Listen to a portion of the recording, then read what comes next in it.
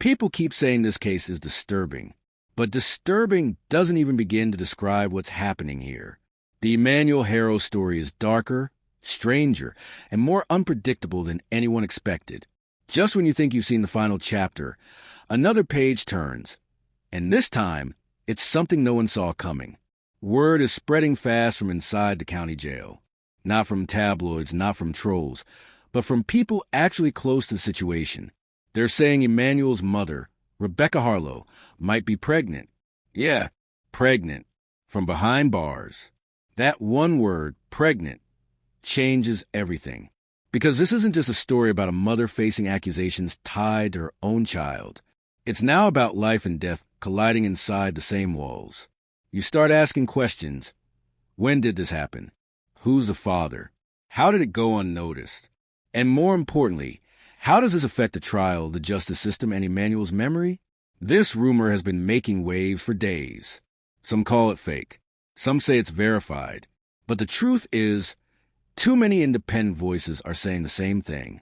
And that's when you have to pay attention. Rebecca's case was already unstable.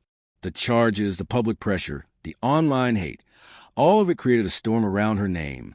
But this new development threatens to turn the entire narrative upside down. Because if she is pregnant, it's not just about her anymore. It's about what happens next. Does that baby stay in the same cycle Emmanuel did? Does this become another child raised in chaos, wrapped in trauma before birth? That's why this story matters. It's not gossip, it's a warning. So tonight we're diving in. The rumors, the assault, the silence from officials, and the systems that keep failing over and over again. Because this isn't just the story of one family. It's the story of what happens when justice, protection, and human life all collide inside the same cold cell. Before we talk about pregnancy, we have to talk about the reality of where Rebecca is right now. She's not sitting in a quiet cell reading a book. She's not under protective supervision. She's in general population, surrounded by women with their own violent histories. Women who've lost everything and have nothing left to lose. And for someone facing accusations involving a child, that's a death sentence in social hierarchy.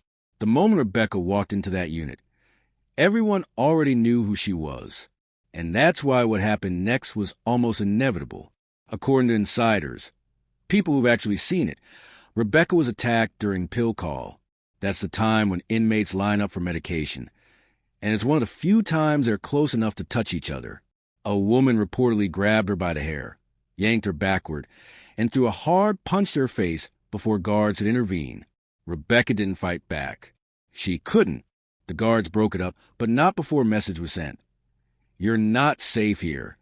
The thing about jail is you don't get privacy. You don't get protection unless you beg for it. And from that moment on, Rebecca's become a target.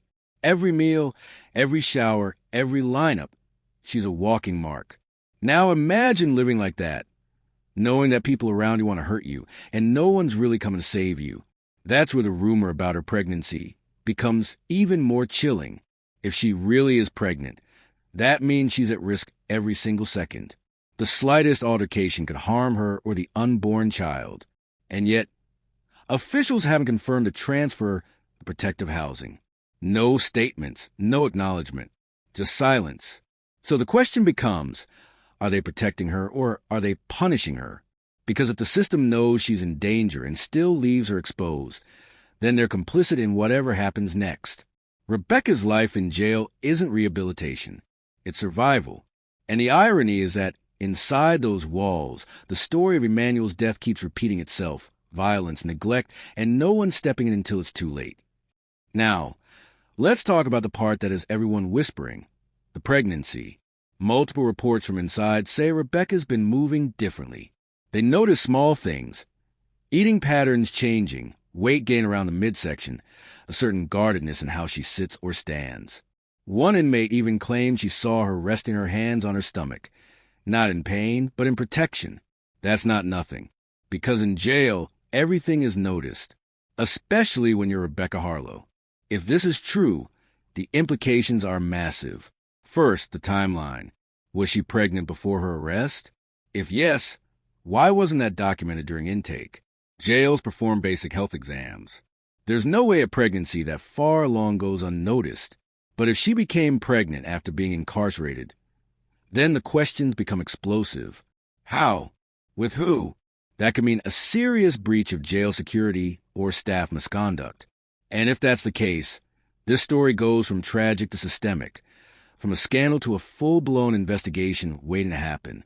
Now, legally, a pregnancy inside custody shifts everything. Her defense team could argue medical vulnerability, emotional instability, or the need for humane treatment. Prosecutors, on the other hand, will have to tread carefully, because the public is far less willing to condemn a visibly pregnant woman. And the optics? They're powerful. A woman in a jumpsuit, handcuffed, carrying a child. That image alone could divide public opinion overnight. But what about the baby? If Rebecca gives birth behind bars, that child doesn't stay with her. The baby will fall under CPS jurisdiction, the same system that already failed Emmanuel. That's the darkest part, because the cycle might already be repeating. If the rumors are false, this still shows how the system treats rumors as tools, distractions to shift sympathy or perception. But if they're true, then we're looking at another innocent life being pulled into the chaos of the Haro legacy. And the cruelest twist? Emmanuel's name, his memory, could end up buried beneath the noise of his mother's new secret. In all this noise, the rumors, the gossip, the anger, one name gets lost. Emmanuel. This story isn't about Rebecca's survival. It's not about whether she's pregnant or assaulted. It's about a little boy who didn't make it and a justice system that keeps letting his story fade into the background. Emmanuel didn't have a voice. Every adult around him did, and every one of them failed him. He's the reason we're even here talking about this. But scroll through the headlines now, and you'll see how his name is slipping lower and lower.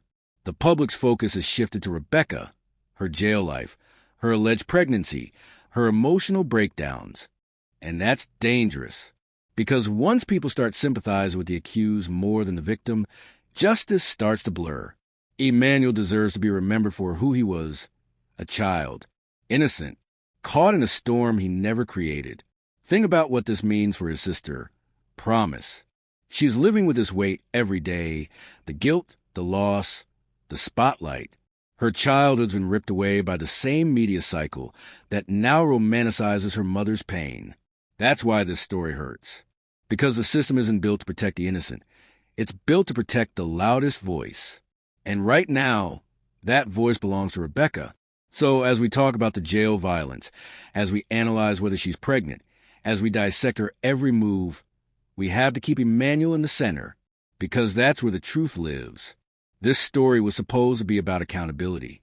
Now it's turning into spectacle. But there's still time to pull it back, to make sure the focus returns to the child whose silence started all this. Because if Emmanuel's memory fades, then this entire fight means nothing. His name has to stay louder than any rumor. This isn't just one tragic case. It's a full-blown stress test for the system itself. If Rebecca is truly pregnant, that means something inside jail protocol broke. Either intake missed it, or someone on staff crossed a line. Both are catastrophic failures. And it doesn't stop there. CPS, courts, prosecutors, they're all on the hook too. Because if another child enters the same system that failed Emmanuel, then what are we even doing here? Every agency that's touched this case is under scrutiny now.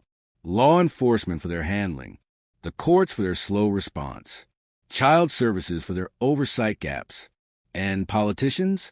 They're watching closely because this story could explode at any moment. A pregnant inmate accused of child-related crimes isn't just news. It's political fuel.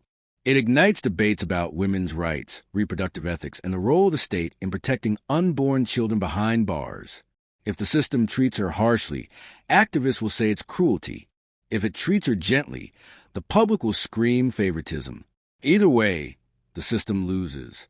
And that's why this case matters far beyond one family. It's a reflection of how America handles pain, punishment, and protection, all tangled in one. The truth? Everyone in power knows this case could trigger reforms. That's why you'll start seeing silence from officials. They're not staying quiet because they don't know what's happening. They're quiet because they know exactly how bad it could get. If the truth leaks about the pregnancy, the assault, or what really happened to Emmanuel, it won't just expose Rebecca. It'll expose the machinery around her, the kind of machinery built to bury uncomfortable truths under paperwork and press statements. This case is now a system on trial. In the days before police confirmed new jailhouse details, something else happened quietly, something few are talking about. A private meeting between Rebecca's defense team, a medical representative from the county health department, and 2 correctional officers. This wasn't part of her regular hearing schedule.